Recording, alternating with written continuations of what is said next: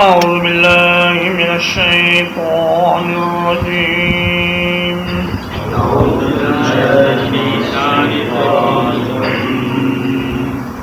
أمن يبدأ الخلق ثم يعيده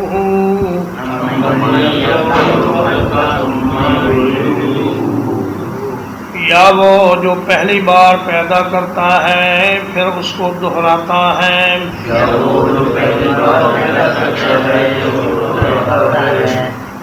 وَمَن يَرْزُقُكُم مِّنَ السَّمَاءِ وَالْأَرْضِ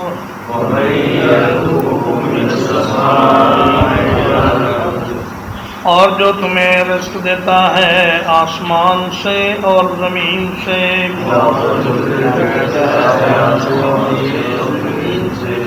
اَإِلَٰهٌ مَّعَ اللَّهِ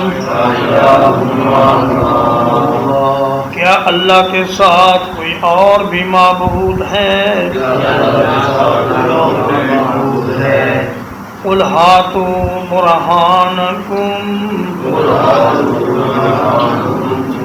کہہ دیجئے لے کر آؤ اپنی دلیل. ان کنتم صادقین اگر تم سچے ہو. فرمایا کہ زندگی کو پہلی بار شروع کرنا یہ اللہ کے سوا کسی کا کام نہیں. سائنس اپنی تمام تر ترقی کے باوجود اب تک یہ معلوم کرنے سے قاصر رہی ہے کہ زندگی آتی کہاں سے ہے اور جب زندگی کسی جاندار کے جسم سے ختم ہوتی ہے تو جاتی کہاں ہے. اب تک روئے زمین پر حیوانات کی 10 لاکھ قسمیں دریافت ہو چکی ہیں اور نباتات کی 2 لاکھ اقسام دریافت ہو چکی ہیں. ان سب کو پیدا کرنا اور پھر ہر ایک کو اس مقرر فریم کے اندر پیدا کرنا، اس ڈھانچے کے اندر پیدا کرنا جس کے لیے اسے تخلیق کیا گیا ہے. مثلا اللہ پاک نے اگر یہ فیصلہ فرمایا ہے کہ فلاں جگہ پر ایک پودا پیدا کرنا ہے یا ایک درخت پیدا کرنا ہے شیشم کا، تو شروع سے آخر تک اس کے تمام اجزاء شیشم کے درخت کے ہی ہوں گے. ایسا نہیں ہوگا کہ اس میں کچھ پتے پیپل کے ہوں اور کچھ شہتوت کے ہوں، بلکہ سارے کے سارے اس کے پتے، اس کا تنا، اس کی شاخیں وہ سب شیشم کے ہی ہوں گے. تو اللہ پاک ہر ایک مخلوق کو اس کے حالات کے مطابق اس کی زندگی برقرار رکھنے کے وسائل بھی فراہم کرتا ہے اور اس کو خوراک کا بھی انتظام کرتا ہے. ان لاکھوں اقسام کے اربوں کھربوں افراد جتنے جانور ہیں، جتنے انسان ہیں، اربوں تو انسان ہیں اور کھربوں کی تعداد میں حشرات ہیں اور دیگر حیوانات ہیں اور اربوں کی تعداد میں پودے ہیں اور نباتات ہیں. ان سب کی دیکھ بھال کرنا اور ان کو ایک خاص طریقے کے ساتھ بنانا یہ اللہ ہی کا کام ہے. یہ تو ہوا ابتدائے خلق کا معاملہ. اب تک سائنس اپنی پوری کوشش کے باوجود مختلف مادوں کو ملا کر ایک زندہ وجود بنانے سے قاصر اور عاجز رہی ہے. انہوں نے بڑی کوشش کی کہ چند بے جان مادوں کو ملا کر کوئی ایک جاندار چیز بنا لیں، لیکن وہ بنا نہیں سکے اور اس میں کامیاب نہیں ہوئے. زیادہ سے زیادہ جو کامیابی انہیں ملی ہے وہ یہ ہے کہ ڈی این اے کا انکشاف انہوں نے کیا ہے، جو انسان کے ہر خلیے میں ایک جوہر حیات ہوتا ہے، مگر وہ بھی مادہ ہے، حیات نہیں ہے۔ اس میں بھی اللہ تبارک و تعالیٰ نے جو خصوصیات رکھی ہیں وہ مادی خصوصیات ہیں۔ اور جہاں تک خلق کو دہرانے کا معاملہ ہے تو آپ حضرات دیکھتے ہیں کہ ایک انسان کے ایک نطفے کے ایک چھوٹے سے ذرے، بلکہ ذرے سے بھی چھوٹے وجود سپرم میں سے ایک پورا انسان اللہ پاک پیدا کر دیتے ہیں، اور اس کی آنکھیں، اس کا دماغ، اس کا دل، اس کی ہڈیاں، اس کی خون کی نالیاں، اس کے پھیپھڑے، اس کا معدے کا نظام اور اس کا اعصابی نظام اور اس کے تمام الگ الگ نظام، وہ اس ایک خوردبینی ذرے سے وجود میں آتے ہیں۔ آج تک ایسا نہیں ہوا کہ انسان کے کسی نطفے سے کوئی بندر پیدا ہو گیا ہو، یا گندم کے ایک دانے سے چنے کا پودا پیدا ہو گیا ہو۔ دنیا کے ہر ایک حصے میں گندم کے دانے سے گندم کا پودا ہی پیدا ہوتا ہے، اور اس کے پتے بھی گندم کے، اس کا تنا بھی گندم کا، اور اس کے دانے بھی گندم کے، اور اس میں وہی خصوصیات ہوتی ہیں جو اس کے بیج میں ہوتی ہیں۔ تو یہ سارے کا سارا نظام اللہ پاک اس کو مینٹین رکھتے ہیں اور اس کو چلاتے ہیں۔ وہ ایک چھوٹا سا انجینئر جو آنکھ سے نظر بھی نہیں آتا، وہ اس اتنے بڑے وجود کو اس ترتیب سے قائم رکھتا ہے اور اس کو وجود میں لے کر آتا ہے کہ انسان کی عقل دنگ رہ جاتی ہے۔ اور فرمایا وَمَن يَرْزُقُكُم مِّنَ السَّمَاءِ وَالْأَرْضِ، آسمانوں سے اور زمین سے جو تمہیں رزق دیتا ہے وہی اللہ ہے۔ جب پیدا وہ کرتا ہے اور پیدا کرنے کے بعد پھر بقائے نسل کا سلسلہ بھی وہی جاری رکھتا ہے، اور آسمان سے بھی رزق وہی دیتا ہے، زمین سے بھی رزق وہی دیتا ہے، تو پھر عبادت بھی اسی کی ہونی چاہیے۔ اس کے سوا کسی اور کو معبود بنانا یہ بہت بڑی ناانصافی اور بہت بڑا ظلم اور بہت بڑا جرم ہے۔ فرمایا قُلْ هَاتُوا بُرْهَانَكُمْ، فرمایا اپنی دلیل لے کر آؤ۔ دلیل اللہ کے سوا کسی اور کے معبود ہونے پر کوئی دلیل ہے تو نہیں، لیکن اگر تم نے کوئی دلیل گھڑ رکھی ہے، کوئی دلیل بنا رکھی ہے تو وہی لے کر آ جاؤ، لیکن تم کوئی دلیل لا نہیں سکتے۔ قُلْ لَا يَعْلَمُ مَنْ فِي السَّمَاوَاتِ وَالْأَرْضِ الْغَيْبَ،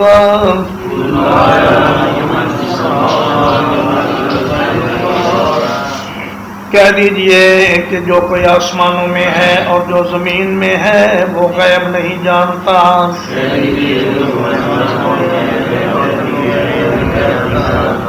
الا اللہ، اللہ کے سوا، وما یشعرون ایان یبعثون، اور وہ اس بات کا شعور نہیں رکھتے کہ کب اٹھائے جائیں گے۔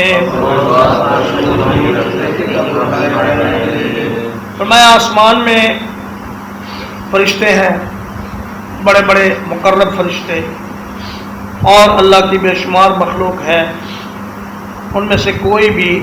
غیب نہیں جانتا۔ غیب غابہ یغیب غیبن سے مصدر ہے، اور اس کا معنی ہے چھپی ہوئی چیز، یعنی ایسی چیز جو نہ حواس خمسہ سے معلوم کی جا سکے اور نہ غور و فکر سے اس تک پہنچا جا سکے، وہ غیب کہلاتی ہے۔ اللہ پاک نے اپنے رسولوں کو غیب کی بہت سی باتیں بتائی ہیں۔ فرمایا وَلَا يُظْهِرُ عَلَىٰ غَيْبِهِ أَحَدًا إِلَّا مَنِ ارْتَضَىٰ مِن رَّسُولٍ، مگر غیب کی کچھ باتیں بتانے سے کوئی عالم الغیب نہیں ہو جاتا۔ اللہ پاک جتنا مناسب سمجھتے ہیں اپنے فرشتوں کو اور اپنے رسولوں کو غیب کی باتیں بتا دیتے ہیں، لیکن بارہا اللہ پاک نے اپنے پیغمبر سے یہ اعلان کروایا کہ اے میرے حبیب، آپ اس بات کا صاف اعلان کر دیجئے کہ میں غیب نہیں جانتا، اور یہ کہ اللہ کے سوا کوئی بھی غیب نہیں جانتا، اور اگر کوئی جانتا ہوتا تو اللہ کے نبی جانتے ہوتے یا فرشتے جانتے ہوتے، مگر یہ جو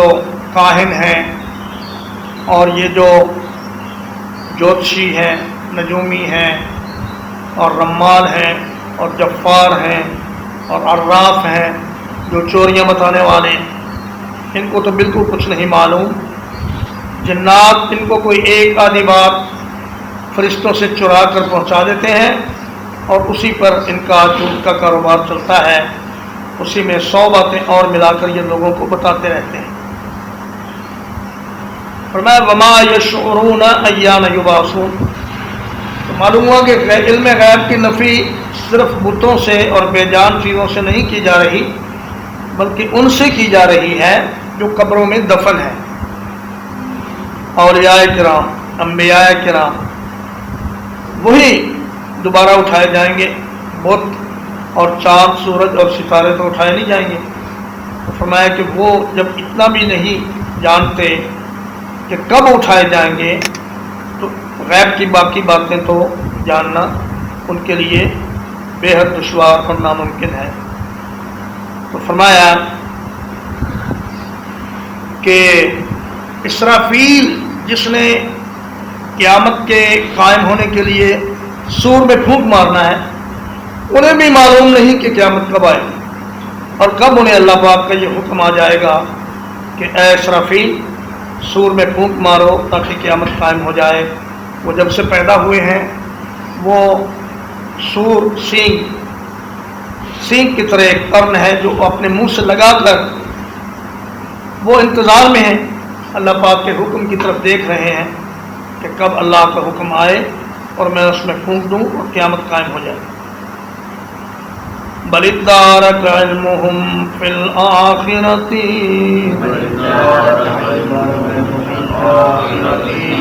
بلکہ ان کا علم آخرت کے بارے میں گم ہو گیا ہے۔ بل ہم فی شک منہا، بلکہ وہ اس کے بارے میں شک میں مبتلا ہیں۔ بل ہم منہا عمون، بلکہ وہ اس سے اندھے بنے ہوئے ہیں۔ ادارکا اصل میں ہے تدارکا، تدارکا کا معنی ہوتا ہے کسی چیز کو پانے کے لیے بھاگ دوڑ کرنا اور کوشش کرنا اور دوڑ دھوپ کرنا مگر ناکام رہنا۔ فرمایا ان کا علم آخرت کے بارے میں تھک چکا ہے، گم ہو چکا ہے، ختم ہو چکا ہے، اور وہ بالکل معلوم نہیں کر سکتے کہ آخرت کب آئے گی۔ اور فرمایا کہ بلکہ وہ تو اس کے بارے میں ویسے ہی شک میں مبتلا ہیں کہ آخرت ہوگی بھی یا نہیں ہوگی، اس لیے وہ اس کی کوئی تیاری نہیں کر رہے۔ آدمی کل کے لیے تیاری کرتا ہے کہ میں نے کھانا کہاں سے ہے، میں نے کرنا کیا ہے، اس لیے کہ اسے یقین ہوتا ہے کہ کل آئے گی، اور اگر اسی طرح آدمی کو آخرت کا یقین ہو کہ وہ آئے گی تو وہ اس کے لیے تیاری بھی کرے گا۔ لیکن اگر یقین ہی نہ ہو تو پھر انسان اس کے لیے تیاری بھی نہیں کرتا اور اپنی زندگی کو بھی اپنی مرضی کے مطابق گزارتا ہے اور آخرت کے نقطہ نظر سے نہیں گزارتا۔ امون اصل میں ہے امیون کی جمع، امیون، امیون میں سے ثقل کی وجہ سے یا کو حذف کر دیا گیا اور یہ ہو گیا امون۔ فرمایا کہ یہ لوگ جان بوجھ کر آخرت کے بارے میں اندھے بنے ہوئے ہیں، ورنہ آخرت ایک حقیقت ہے اور اس کے آنے میں کوئی شک نہیں۔ وقال الذین کفروا، اور کہا ان لوگوں نے جنہوں نے کفر کیا، اذا كنا ترابا وآباؤنا،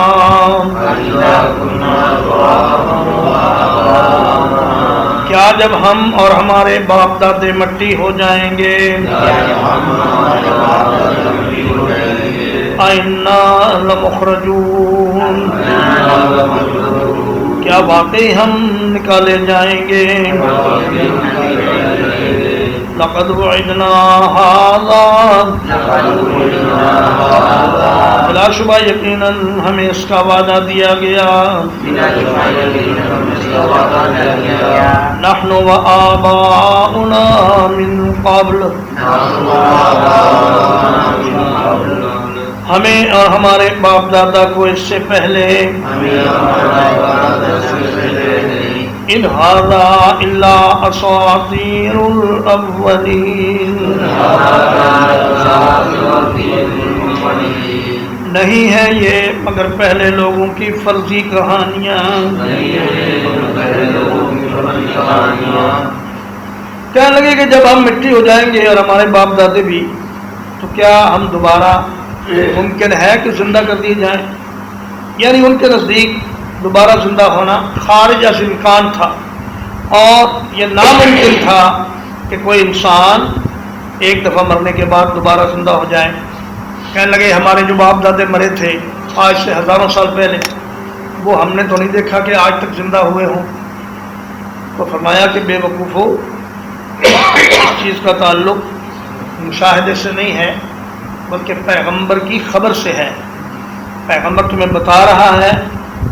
کہ قیامت آئے گی اور مردے اٹھیں گے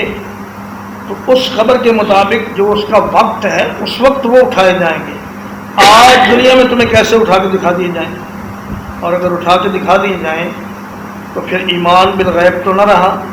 پھر تو دیکھنے کے بعد تو ہر کوئی ایمان لے آتا ہے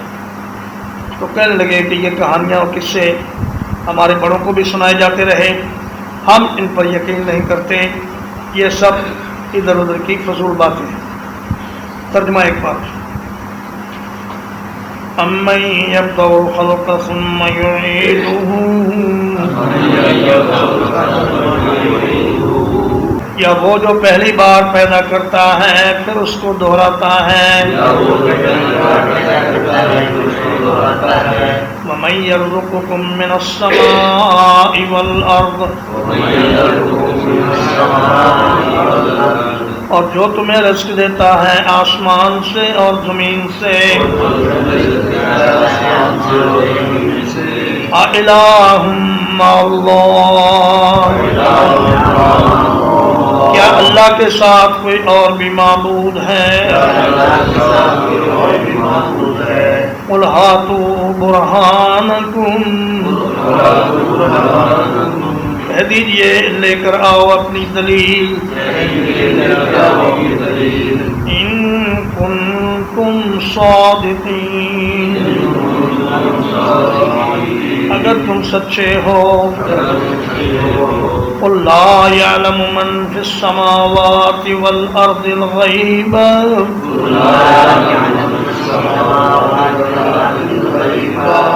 کہہ دیجئے جو کوئی آسمانوں میں ہے اور زمین میں ہے غیب نہیں جانتا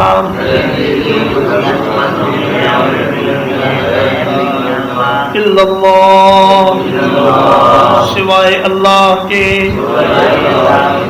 وما یشعرون ایان یبعثون اور وہ نہیں شعور رکھتے کہ کب اٹھائے جائیں گے بل ادارک علمہم فی الآخرہ بلکہ آخرت کے بارے میں ان کا علم تھک چکا ہے بل ہم فی شک منہا بلکہ وہ اس کے بارے میں شک میں مبتلا ہیں بل ہم منہا عمون بلکہ وہ اس سے اندھے بنے ہوئے ہیں وقال الذین کفروا اور کہا ان لوگوں نے جنہوں نے کفر کیا اذا كنا ترابا وآباؤنا کیا جب ہم اور ہمارے باپ دادا مٹی ہو جائیں گے اِنَّا لَمُخْرَجُونَ کیا ہم واقعی نکالے جائیں گے لَقَدْ وَعِدْنَا هَذَا نَحْنُ وَآبَاؤُنَا بلا شبہ یقیناً ہمیں اور ہمارے باپ دادے کو اس کا وعدہ دیا گیا من قبل اس سے پہلے ان ھذا الا اساطیر الاولین نہیں ہے یہ مگر پہلے لوگوں کی فرضی کہانیاں وصلی اللہ علی نبینا محمد وآلہ وصحبہ اجمعین